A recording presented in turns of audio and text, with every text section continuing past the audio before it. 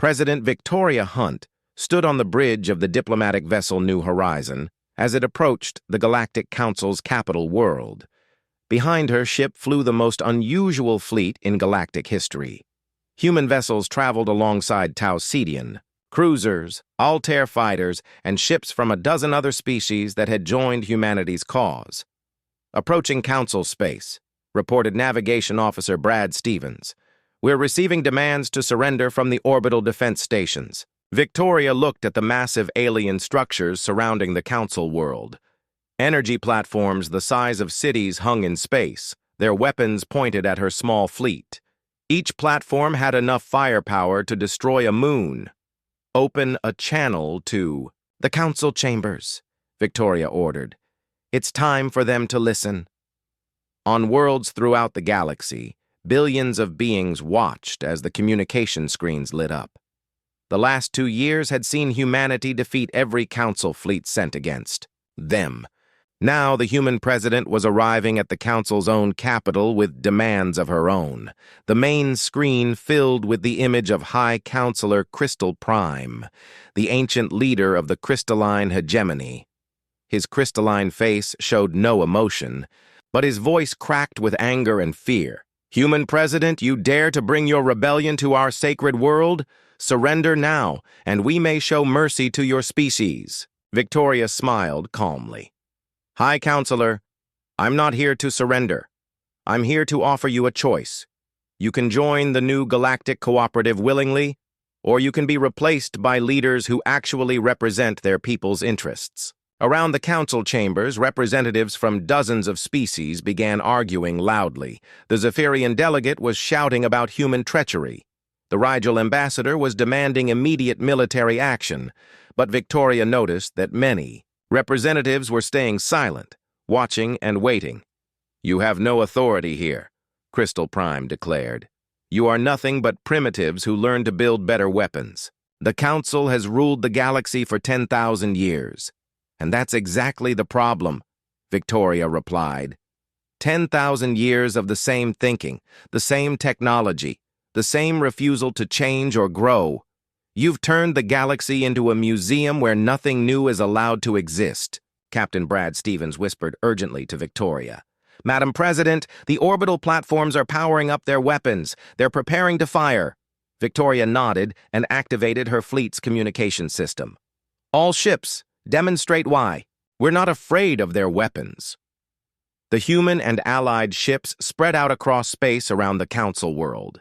Then they began to phase shift in sequence, each ship becoming transparent for exactly 10 seconds before returning to normal space. To the Council's sensors, it looked like the entire fleet was blinking in and out of existence. The orbital platforms fired their massive energy cannons, but the beams passed harmlessly through ships that had become intangible. When the Allied fleet rematerialized, they were in completely different positions, having moved while invisible. Impossible, breathed Crystal Prime. Your entire fleet can become ghosts. This is just the beginning, Victoria said. Dr. Alex Turner, please. Show the Council what real cooperation can accomplish. Dr. Alex Turner appeared on the communication screen from his laboratory ship. Behind him, Victoria could see representatives from 20 different species working together on advanced technology projects. High Counselor, Alex said politely. We'd like to share some of the innovations we've developed through interspecies cooperation. Our Taucedian partners contributed quantum mathematics that improved our computers by 300%. The Altair Collective provided crystal growth techniques that make our energy systems more efficient. The Deneb Commonwealth taught us metalworking methods that make our ship hulls stronger than anything the Council has ever built. Alex activated a holographic display showing technical specifications that made the Council representatives gasp in amazement. When species share knowledge instead of hoarding it, everyone benefits. We've made more technological progress in 2 years than the Council has made in 2 centuries. On the Council world's surface, something unprecedented was happening. Citizens from the member species were gathering in the capital city's streets, watching the confrontation on public screens. For the first time in galactic history, ordinary, Beings were seeing their leaders challenged by someone offering them a better alternative. "The people are protesting," reported Communications Officer Lisa White from her monitoring station. "Not just here, but on dozens of worlds throughout Council space. They're demanding their governments join the Galactic Cooperative." Victoria watched the news feeds showing crowds on alien worlds.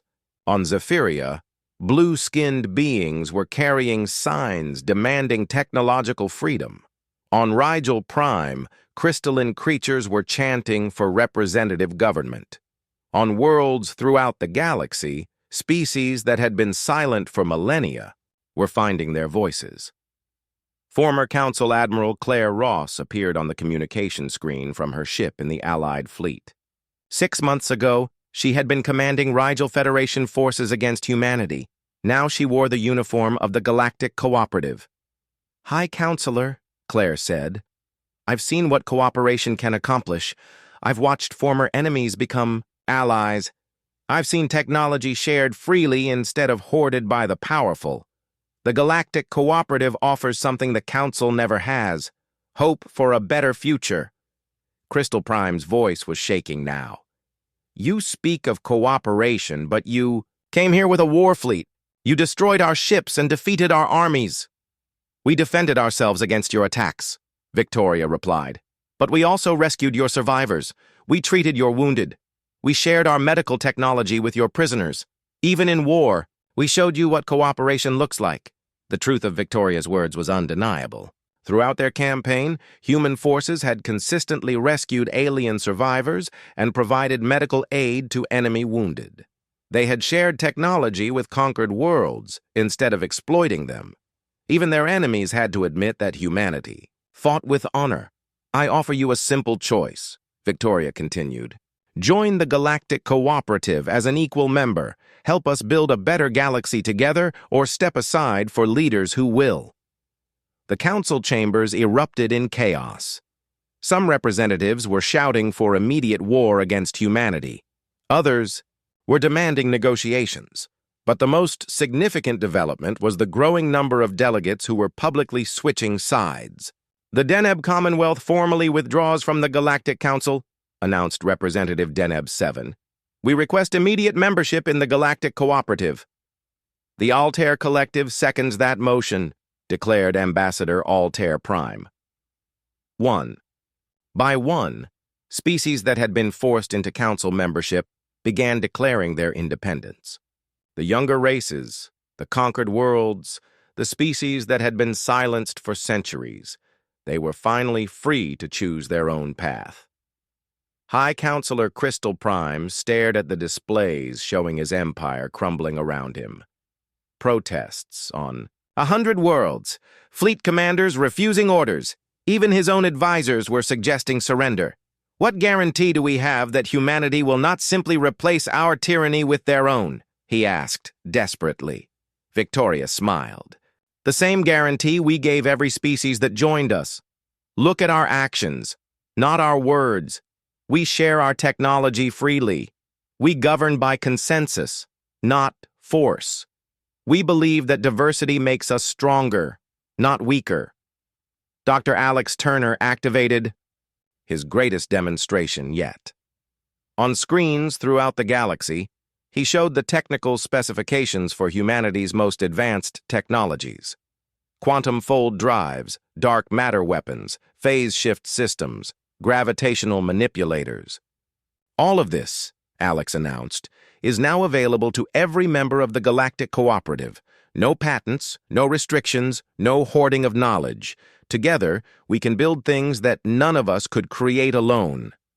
The gesture was unprecedented. In galactic history, no species had ever voluntarily shared their most advanced military technology. The implications were staggering. Crystal Prime looked around the council chambers and saw the writing on the wall. His allies were abandoning him. His people were demanding change. His military had been defeated repeatedly by forces that grew stronger through cooperation instead of conquest. "The crystalline hegemony," he said slowly, "requests information about membership in the Galactic Cooperative." Victoria's smile was warm and genuine. "Welcome to the future, High Counselor. It's going to be amazing. Across the galaxy, news broadcasts announced the end of the old order and the beginning of something entirely new. The age of council domination was over. The age of galactic cooperation had begun, and at the center of it all was humanity, the species that had been betrayed and exiled, proving that sometimes the greatest victory is not destroying your enemies, but showing them a better way to live among the stars. Captain Danny Woods gripped the command chair of his ship Valkyrie as 5 massive crystalline dreadnoughts emerged from hyperspace. Each alien ship was the size of a small moon, covered in crystal formations that sparkled like deadly jewels in the starlight. These were the Council's ultimate weapons, ships that had never been defeated in 1,000 years of warfare. "Target the lead dreadnought," Danny ordered his weapons officer. "Activate the gravitational manipulation array." The crystalline fleet had come to the Vega system expecting to find a human colony cowering behind weak defenses. Instead, they found Danny's small fleet of 12 ships waiting for them in open space. To the alien commanders, it looked like suicide. "Attention, human vessels," came the transmission from the lead dreadnought. The voice was like music made of breaking glass. "You are ordered to surrender immediately. Your small ships cannot harm our mighty vessels." Danny activated his reply channel. "This is Captain Danny Woods of the Earth Defense Force. You are the ones who should surrender. This is your only warning." Across the galaxy, news drones automatically focused their cameras on the Vega system. What happened next would be broadcast to every civilized world within hours. The crystalline dreadnoughts opened fire first. Massive energy beams lanced out from their crystal formations, each beam powerful enough to destroy a city. But the human ships weren't there anymore. They had phase shifted just as the weapons fired, becoming ghosts that the alien beams passed, harmlessly through. "Impossible," the crystalline commander transmitted. "Our sensors show you are there, but our weapons cannot touch you." Danny's fleet rematerialized in a perfect formation around the lead dreadnought. The Valkyrie activated its dark matter weapon, but this time the target wasn't the ship itself. Danny was aiming at the space around the massive vessel. "Fire gravitational disruptor," Danny commanded. The weapon created a bubble of twisted space-time around the crystalline ship. Inside the bubble, gravity pointed in 12 different directions at once. The massive dreadnought, which relied on its enormous size and weight for stability, began to tear itself apart as different sections experienced different gravitational forces. The alien ship twisted like a pretzel made of crystal and metal. Its hull cracked with sounds like thunder, and pieces began breaking off and floating away. In less than 5 minutes, the mighty dreadnought was reduced to a cloud of sparkling debris. The other 4 dreadnoughts tried to retreat, but human ships were already surrounding them. Commander Lisa Park's vessel used quantum torpedoes that phased through the crystal armor and exploded inside the alien ships. Captain Robert Stone created gravity wells that pulled 2 dreadnoughts into each other, making them collide with the force of colliding planets.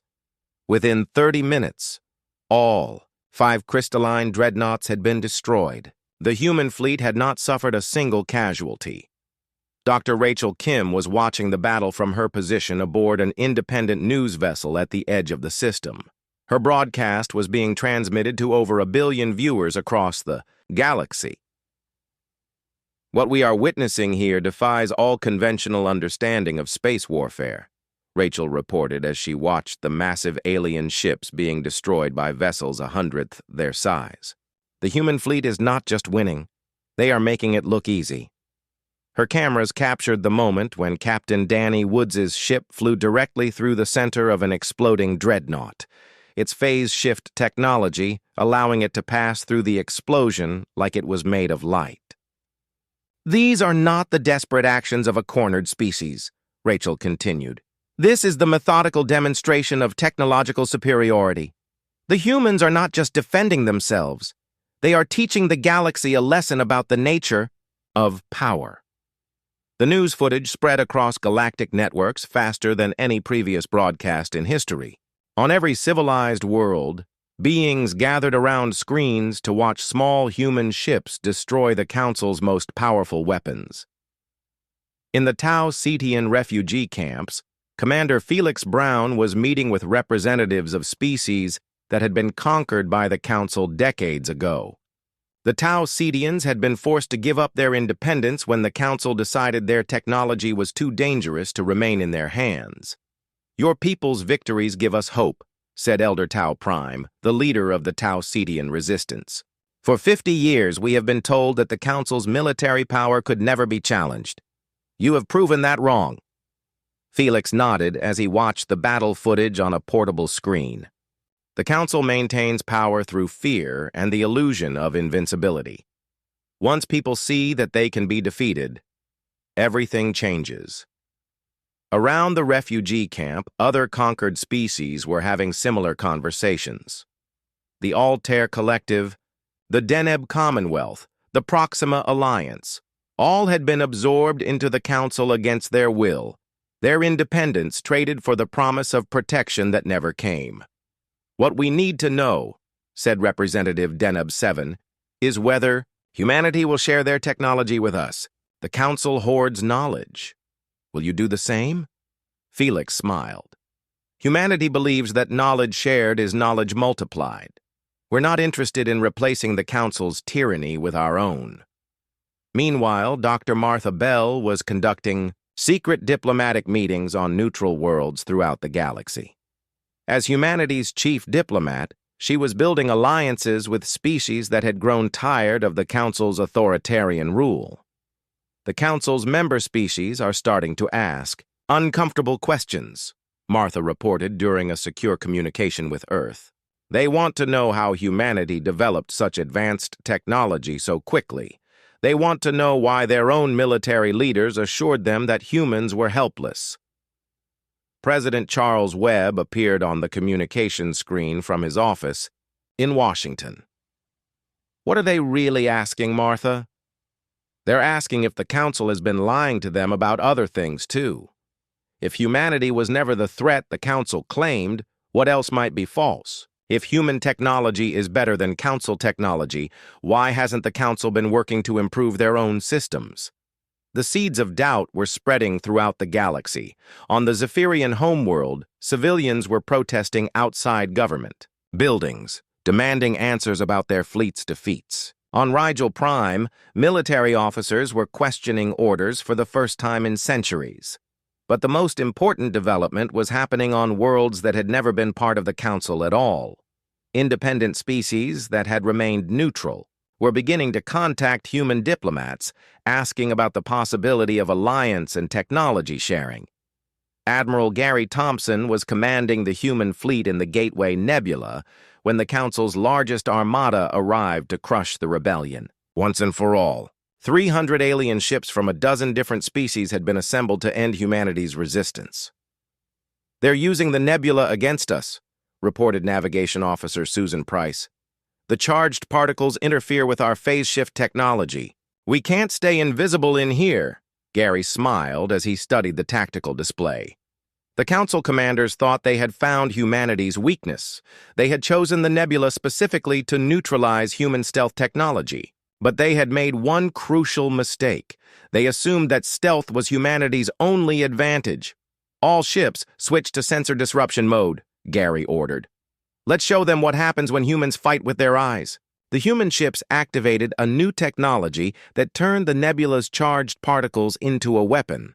By manipulating the electromagnetic fields in the nebula, they created false sensor readings that made one alien ship appear to be in dozens of different locations at once. The Council fleet began firing at phantom targets while the real human ships moved through the nebula like they had detailed maps.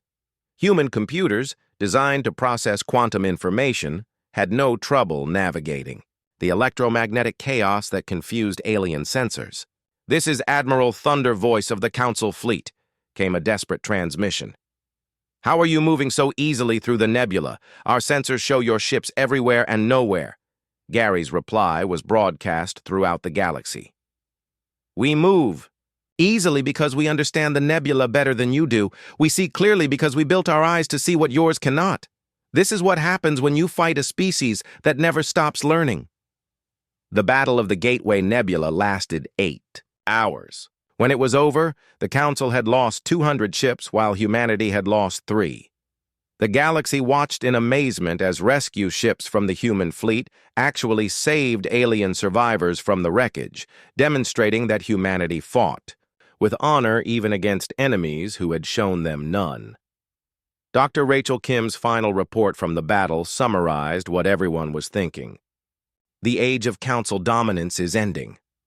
A new power has risen in the galaxy, one that fights not with fear and oppression, but with innovation and cooperation. The question now is not whether humanity can be stopped, but whether the rest of us are wise enough to learn from their example. Admiral Scott Johnson stood on the bridge of the stealth ship Shadow Hunter as it drifted through empty space near the Wolf 359 system. To any alien sensors, his ship looked like nothing more than a piece of space debris, maybe a broken asteroid, or an old satellite. The 12 ships in his fleet were completely invisible to the Zephyrian monitoring station they were approaching. Target confirmed, Admiral. Lieutenant Colonel Amy Foster reported from the tactical station. Zephyrian monitoring station, exactly where our intelligence said it would be. 27 alien personnel on board, minimal defenses. Scott nodded. This would be humanity's first real attack since the Council betrayal. For 1 year, they had pretended to follow alien demands while secretly building their fleet. Now it was time to show the galaxy what humans could do when they stopped playing by alien rules. All ships, prepare for phase shift approach, Scott commanded. Remember, we want the station intact. We need their computers and their intelligence files. The human ships activated their phase shift technology. One by one, they became transparent, like ghosts floating through space. The alien sensors couldn't detect them anymore. To the Zephyrians on the monitoring station, space looked completely empty. Amy Foster led the boarding team onto a small assault ship.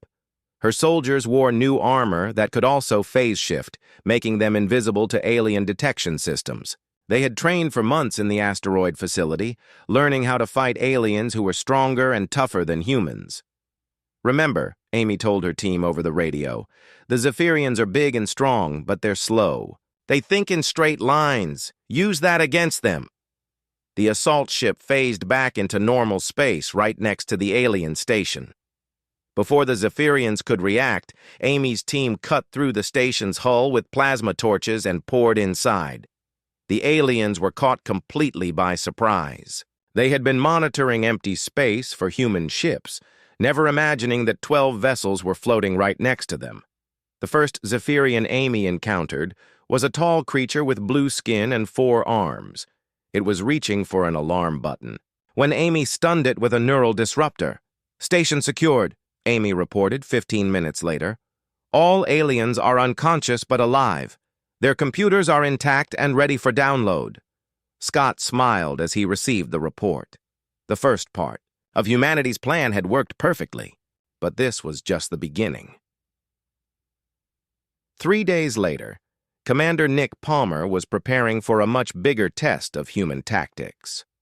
The Zephyrians had sent a fleet to investigate the loss of their monitoring station. 30 alien warships were approaching the Wolf 359 system, led by Admiral Zex Ka, one of their best military leaders. Nick's fleet consisted of only 10 human ships, but they were equipped with the most advanced technology humanity had ever built. Each ship carried dark matter weapons and phase shift drives. More importantly, each crew had spent months learning to fight in ways that would confuse and terrify the aliens. Enemy fleet detected, reported Communications Officer Lisa Webb. 30 ships, mostly heavy cruisers and battleships. They're moving in standard Zephyrian formation. Nick studied the alien formation on his tactical display. Just as intelligence had predicted, the aliens were flying in a tight group with their biggest ships in the center and smaller ships protecting the edges. They were heading straight toward the monitoring station, expecting to find human ships waiting for a traditional battle. All ships, execute pattern Delta, Nick ordered. Let's show them what human creativity looks like. The human ships scattered in all directions, moving in seemingly random patterns that made no sense according to alien military doctrine. The Zephyrians tried to follow them, but their heavy ships were too slow to keep up with the darting human vessels. "Human ships are not fighting properly," Admiral Zexka transmitted on an open channel, his translator making his voice sound confused and angry. "They show no honor. They refuse to engage in honest battle." Nick laughed as he heard the transmission. "Honest battle? They outnumber us 3-1, and they want to talk about fairness?" The human ships began their attack pattern. They would phase shift to become invisible, appear behind an alien ship, fire their dark matter weapons, then phase shift away before the aliens could respond. To the Zephyrians, it looked like human ships were appearing and disappearing like magic. The first alien ship to be destroyed was a heavy cruiser. Nick's ship materialized directly behind it and fired a dark matter pulse that created a gravity well inside the alien vessel. The ship's own structure collapsed inward as artificial. Gravity crushed it from the inside. "Impossible," Admiral Zexka transmitted. "Their weapons ignore our shields completely. How are they doing this?" More human ships struck from different directions. They used the asteroid field around Wolf 359 as cover, hiding behind rocks and popping out to fire before disappearing again. The aliens tried to follow them, but their massive ships kept crashing into asteroids they couldn't see in time.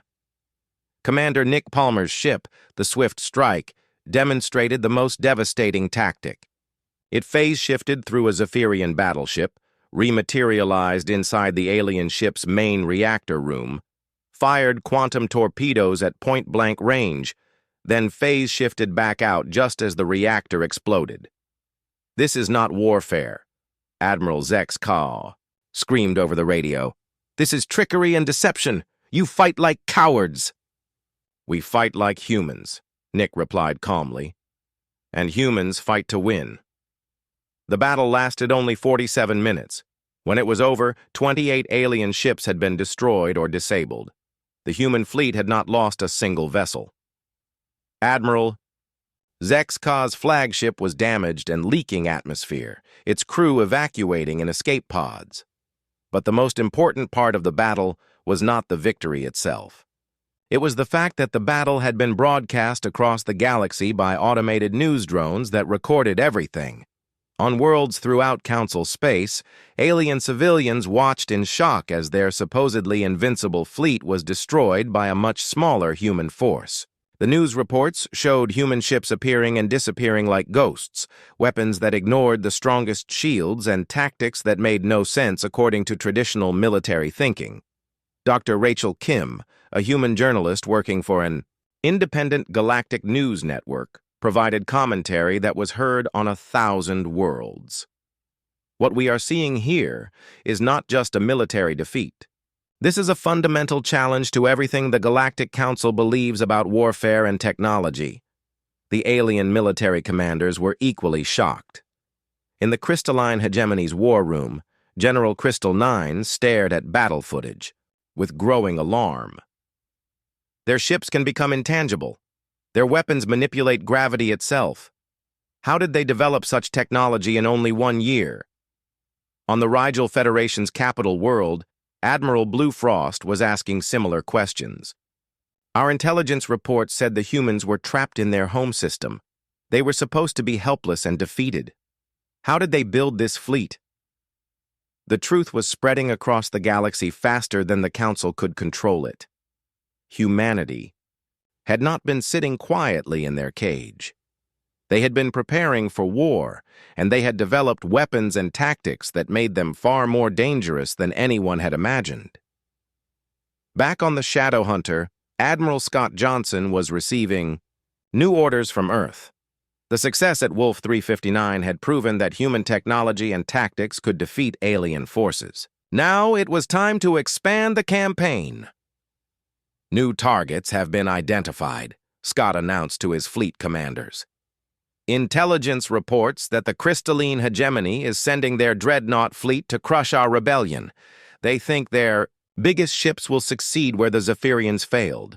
Scott smiled as he looked at the tactical data. The alien dreadnoughts were massive ships, each one the size of a small city. They had never been defeated in battle.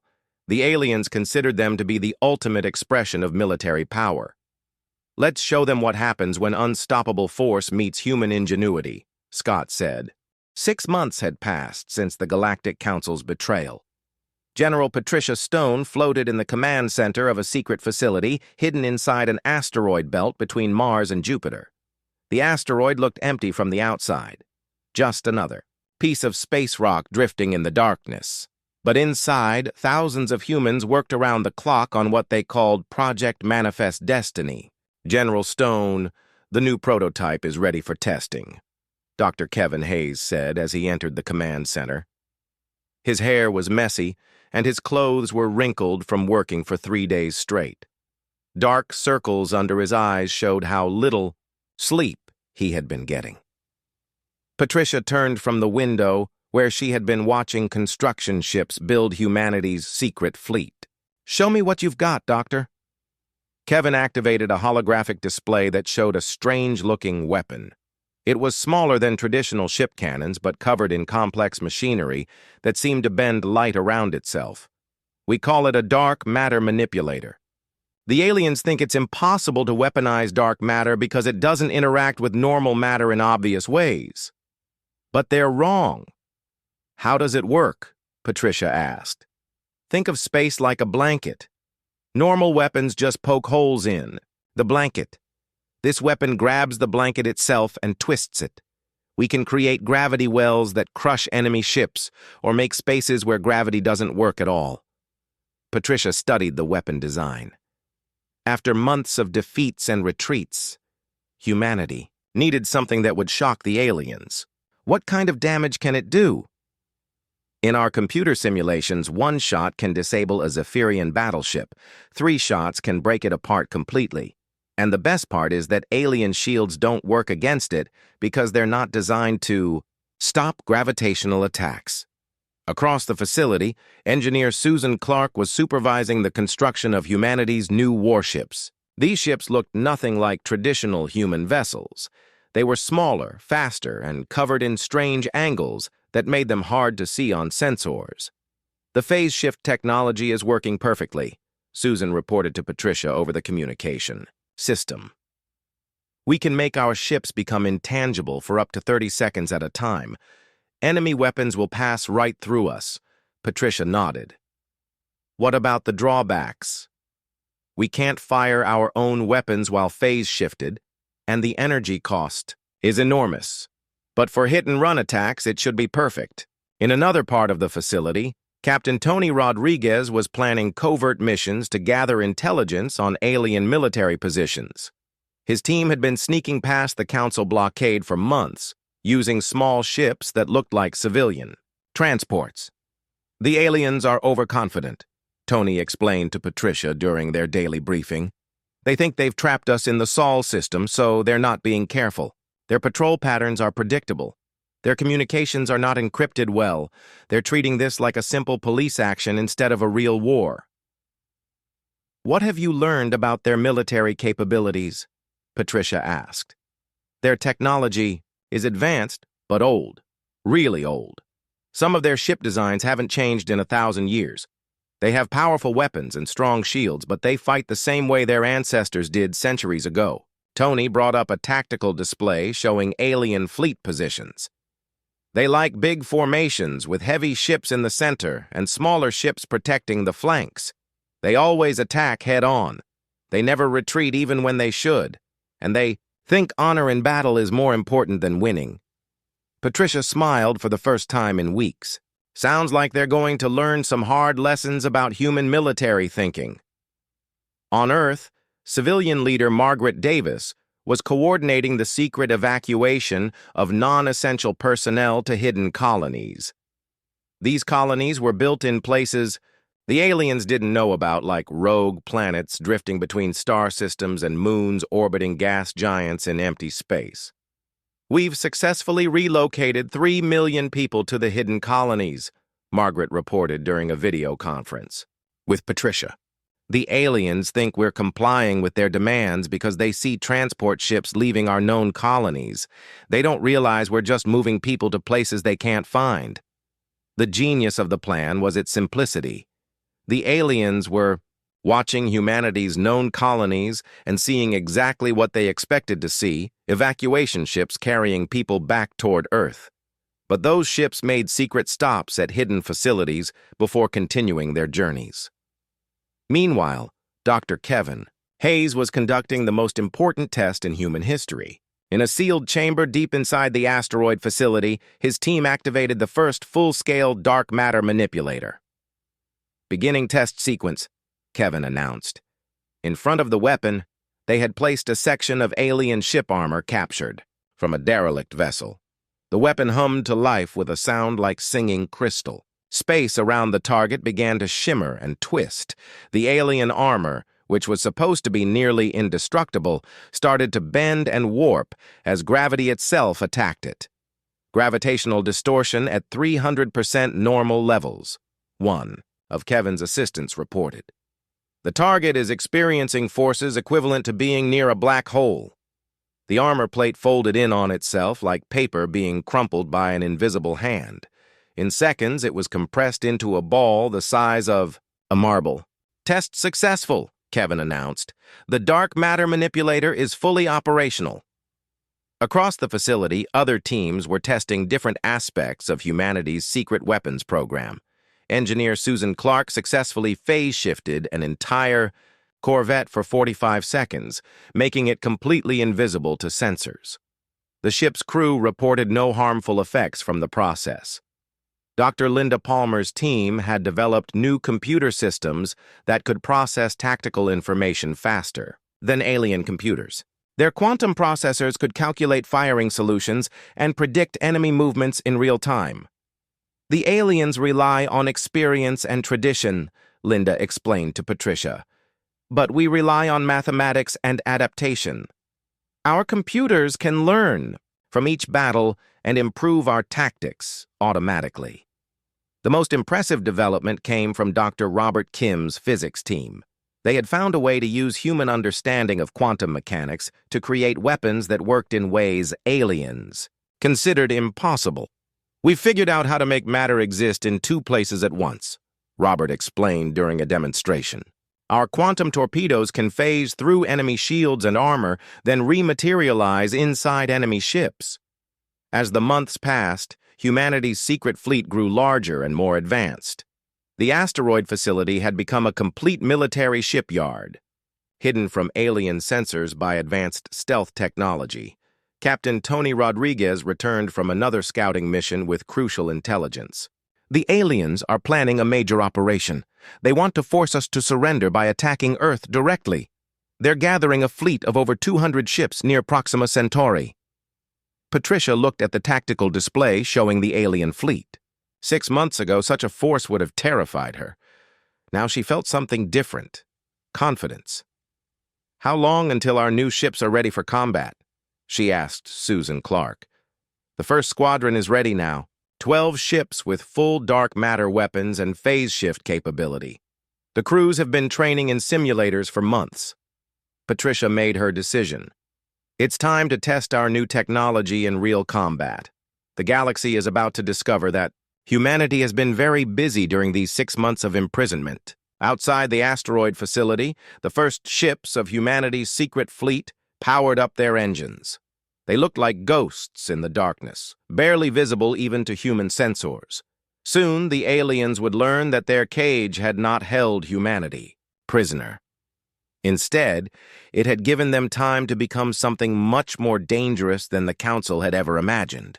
Captain Jake Morrison was drinking his morning coffee when the emergency alarm started screaming. He dropped the cup and watched it float away in the zero gravity of the Earth Defense Station. The hot liquid formed perfect spheres that danced through the air like tiny brown planets. "Captain Morrison to the command center immediately," the voice crackled through the speakers. Jake pushed off from the wall and flew down the corridor, His boots found the metal floor as he entered the spinning section of the station. Admiral Lisa Carter was standing in front of the main screen when Jake arrived. Her face was pale and her hands were shaking.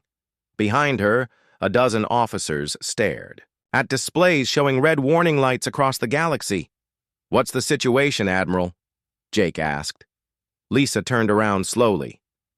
"The Galactic Council voted this morning. We're out, Jake. They kicked us out." Jake felt his stomach drop. "What do you mean out?" "Expelled. Removed. Banned." Lisa's voice was flat and empty. "The vote was unanimous. Every single alien species voted against us." On the main screen, numbers scrolled past showing the vote count. Zephyrians, Crystalline Hegemony, Tau Centauri Alliance, Rigel Federation, name after name, all voting the same way. 0 votes for humanity to stay in the council. "But why?" Jake asked. "We've been good members. We followed all their rules. We paid our dues. We sent ambassadors to every meeting." Lisa walked to her desk and picked up a datapad. "The official reason is excessive military expansion and dangerous territorial ambitions. They say we're building too many ships and claiming too many worlds." Jake laughed, but there was no humor in it. "We have 12 colonies and maybe 50 warships. The Zephyrians have hundreds of worlds and thousands of ships." "I know, but that's not the real reason." Lisa activated a secure communication channel. The screen filled with the face of Ambassador Ryan Brooks. He was sitting in what looked like a hotel room, but Jake could see alien architecture through the window behind him. "Ryan, tell Captain Morrison what you told me," Lisa said. Ryan's face was tired and angry. "I was in the council chambers when they voted. I heard them talking before the session started. They're scared of us, Jake. Really scared." "Scared of what? We're the youngest species in the galaxy. We just got here 3 years ago." "That's exactly what scares them. In 3 years, we figured out how to improve their technology. Our quantum fold drives are faster than anything they have. Our computers process data better than their best systems. Our weapons are more accurate than theirs." Jake frowned. "So they kicked us out because we're good at learning?" "They kicked us out because we're too good at learning. The council species have been using the same technology for thousands of years. They never change anything, never improve anything. Then we show up and start making everything better." The screen switched to show news footage from the council chambers. Alien representatives were giving speeches about humanity's threat to galactic stability. Their translator boxes turned their strange sounds into human words, but the meaning was clear. Humanity was dangerous.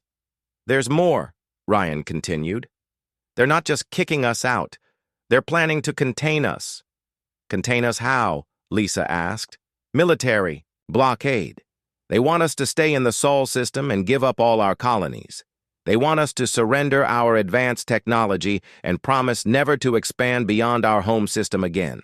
Jake felt anger building in his chest. "They want to make us prisoners in our own solar system."